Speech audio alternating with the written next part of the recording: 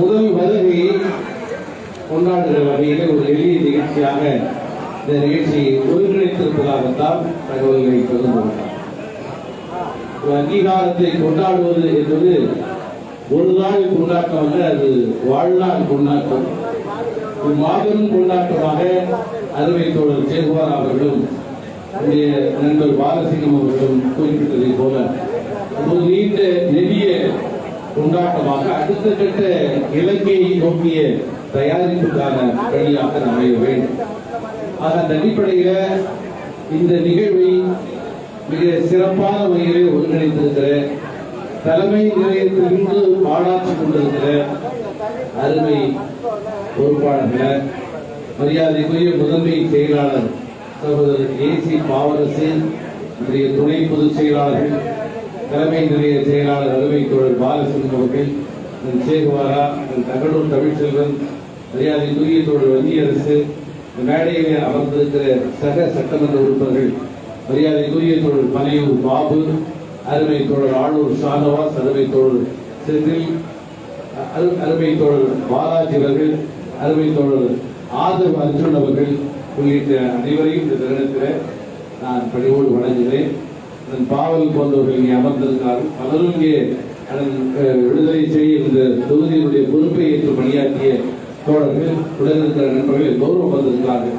எல்லோருடைய பெயரையும் சொல்வதற்கான ஒரு தந்தமாக இதை கருத வேண்டாம். உங்கள் அனைவரையும் நான் பணிவோடு வழங்குகிறேன். அருமை உறவுகளை, இந்த கனமான தருணத்தில் ஒன்றை நாம் சொல்ல வேண்டியது கடமை. எவ்வளவோ நெருக்கடிகளை, சோதனைகளை, துயரங்களை நாம் சந்தித்திருக்கிறோம்.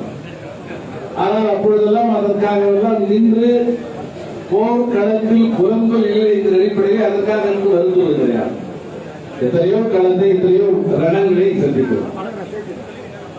அழுவதற்கு நேரம் இல்லை, அழுவதற்கான களம் எதுவும் இல்லை, வருத்தப்படுவதற்கான சூழல் எதுவும் இல்லை என்ற அடிப்படையில் ஒரு யுத்த களத்திலே நகர்ந்து போராடி கொண்டிருக்கிற ஒரு போராளி, ஒரு பெருந்தலைவன், அந்த போராட்டத்தை அடைந்திருக்கிற பெருந்தலைவன் வெற்றியை பெறுவது என்கிற இலக்கை அடைகிற போதுதான் கொஞ்சம் திரும்பி பார்க்கிறார். ஆகவேதான் அந்த வெற்றியை அவன் ஆனந்த கண்ணீரோடு அதை பார்க்கக்கூடிய ஒரு நிலை இருக்கிறது.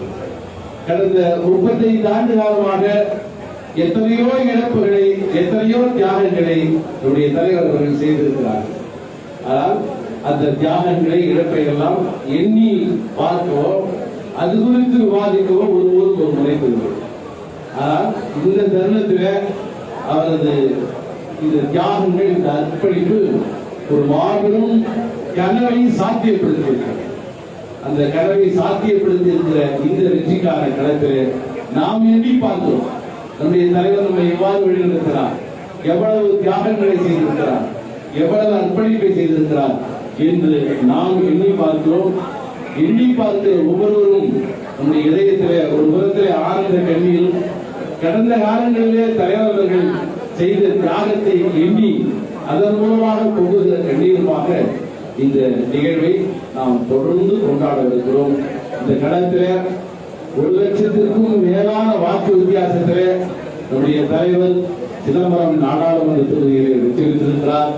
அந்த வெற்றிக்கு பணியாற்றிய அவ்வளவு பேரையும் நான் மனதார பாராட்டுகிறேன். யார் காலிலும் விடுவது விடுதலை சிறுத்தைகளின் வரவில்ல. ஆனால் விடுதலை சிறுத்தைகளாய் களத்தில் இருக்கிற உங்களது திருவடிகளை ஒரு முறை நான் தொடர்கிறேன். உங்களுக்கு என்னுடைய மனம் நிறைந்த நன்றி உங்கள் பாதங்களில் நான் வைக்க கடமைப்பட்டிருக்கிறேன். அதை போலவே விழுப்புரத்திலே நம்முடைய மரியாதைக்குரிய பொதுச் செயலாளர், நாடாளுமன்ற உறுப்பினர் இன்று 70,000க்கும் மேற்பட்ட வாக்கு வித்தியாசத்திலே வெற்றி பெற்றிருக்கிறார். தலைவர் எந்த எல்லையை பெற்றிருக்கிறாரோ அந்த எல்லையை மற்றவர்களை தொட முடியாது. தலைவர் மாத்திரமே இந்த கட்சியில் அங்கீகரிக்கப்பட்டிருக்கிறார். இவர்கள் அமைப்பாக திரண்டிருந்தால் தலைவர் அடையாளம் காட்டுகிற ஒவ்வொரு வேட்பாளரும் அதில் சரிபாதியாவது திருவார் என்றெல்லாம் கடந்த காலங்களில் விமர்சனம் வந்திருக்கிறது. ஆனால் தலைவரால் அடையாளப்படுத்துகிற அத்தனை பேரையும் நாம் அமைப்பாய் திரண்டிருந்ததால் இன்று வெற்றி பெற வைத்திருக்கிறோம். இந்த அடிப்படையில் காலம் தந்த கருத்தியல் ஆளுமை மரியாதைக்குரிய தோழர் ரவிக்குமார் அவர்கள் மிகப்பெரிய வாரியான வாக்கு வித்தியாசத்தில் வெற்றி பெற்றிருக்கிறார்.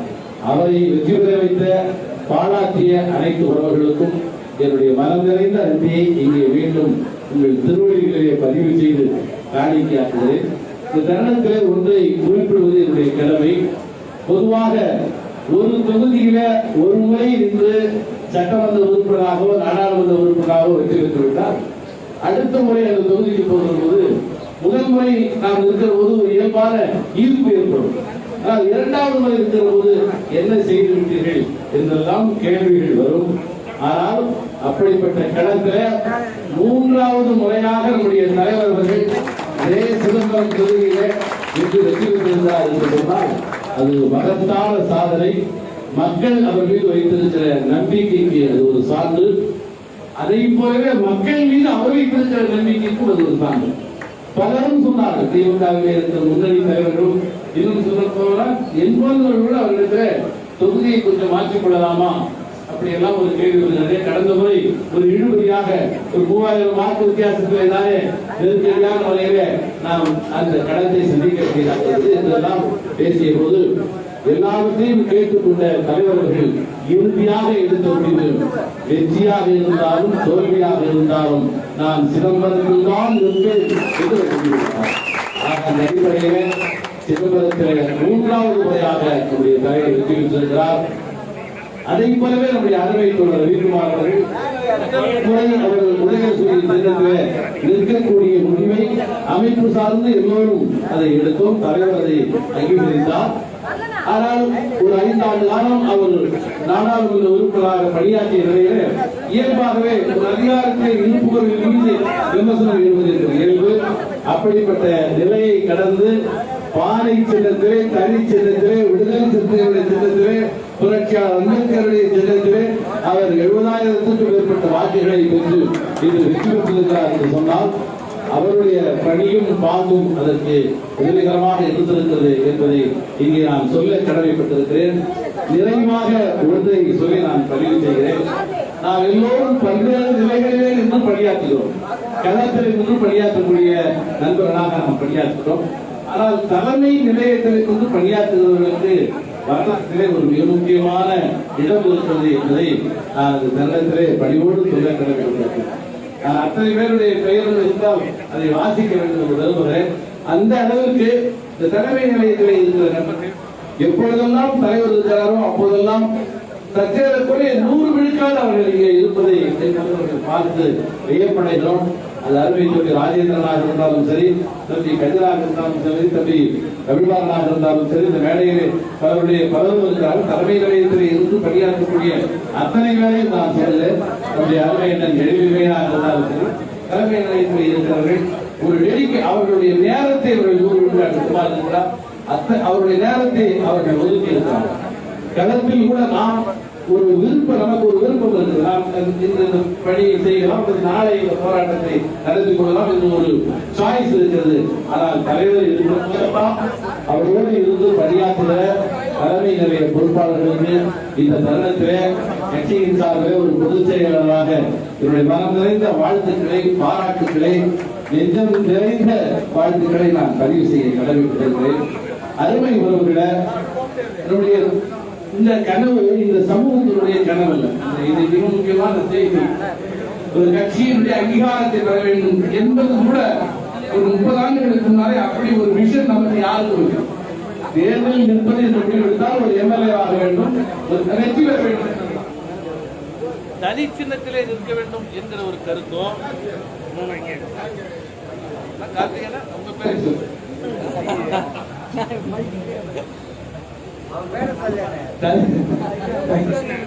தனி சின்னத்திலே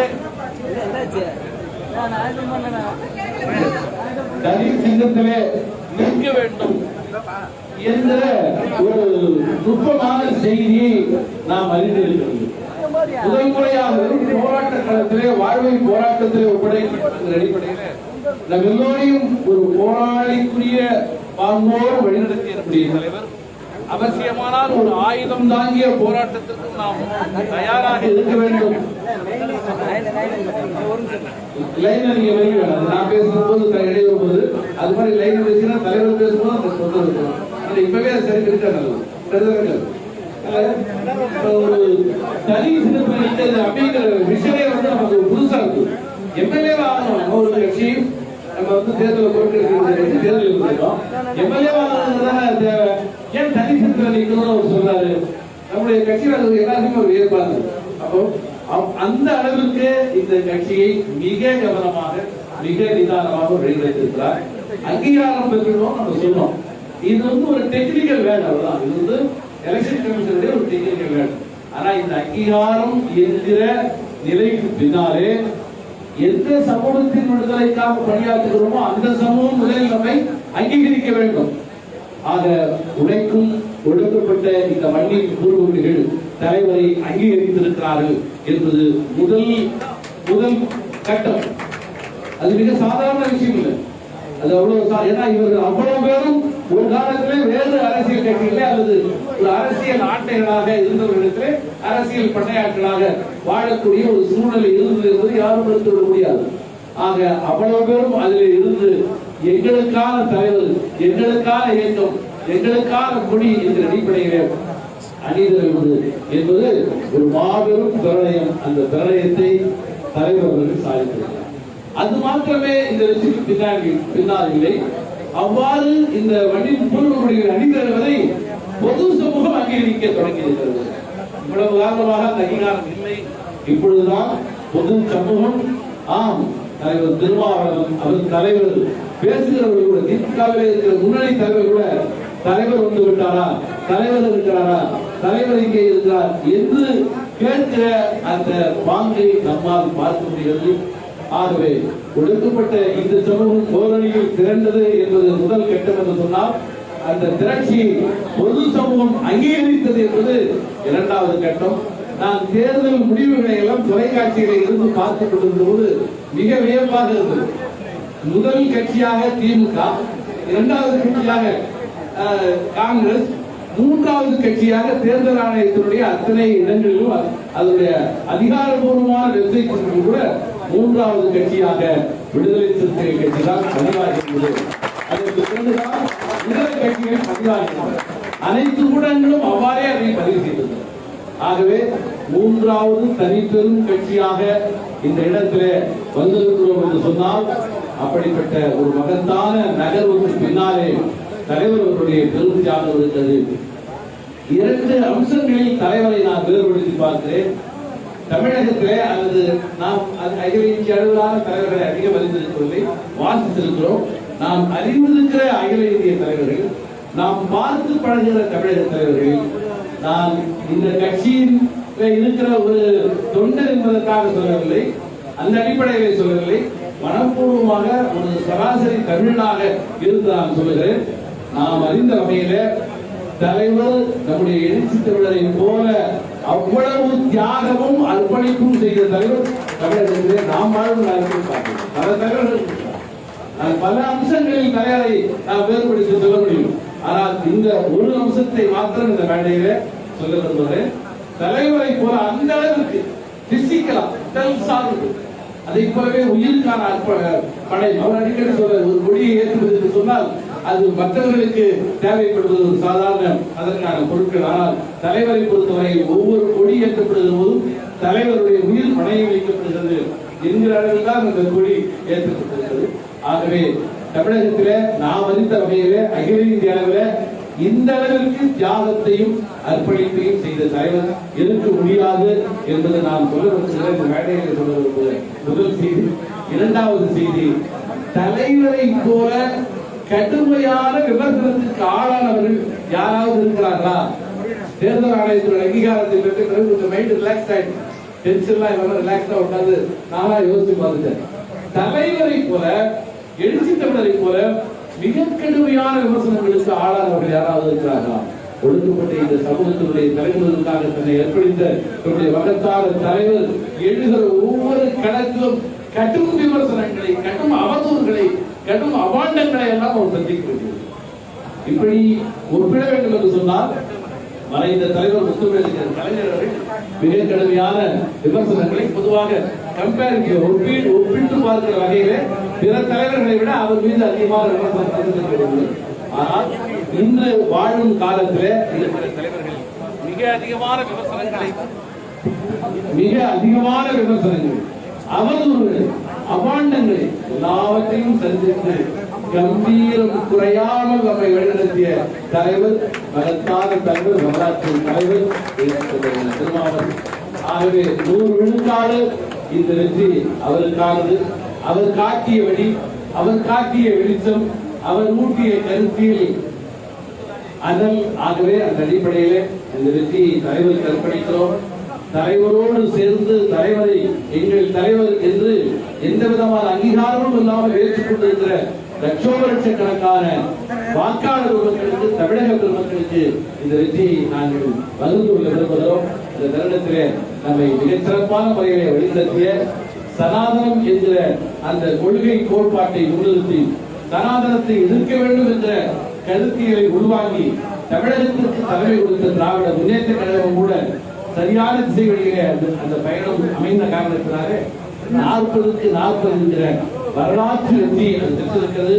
ஆகவே உண்மையிலேயே பாஜகவிற்கு எதிரான களமாக இன்று வலுவாக தன்னை நிலைநிறுத்தி அதிலே 100 விழுக்காடு வெற்றியை பெற்றிருக்கிற களமாக தமிழ்நாடு தலைமை கொண்டிருக்கிறது என்று சொன்னால் திராவிட முன்னேற்ற கழகத்தினுடைய கருத்தியல் பங்களிப்பும் தோழமை கட்சிகளுடைய கருத்தியல் பங்களிப்பும் மகத்தானது.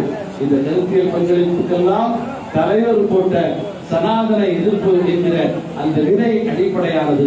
ஆகவே வெற்றியின் பாதையில் என்னை வழிநடத்துகிற மகத்தான தலைவரோடு இருப்பது, அமர்வது, அவர் அருகிலே இருப்பது, பின்னாலே இருப்பது, அவரோடு நடந்து வருவது, இதுதான் வரலாற்றிலே இடம் பிடிப்பது என்பதை எங்களால் புரிந்து கொள்ள முடிகிறது.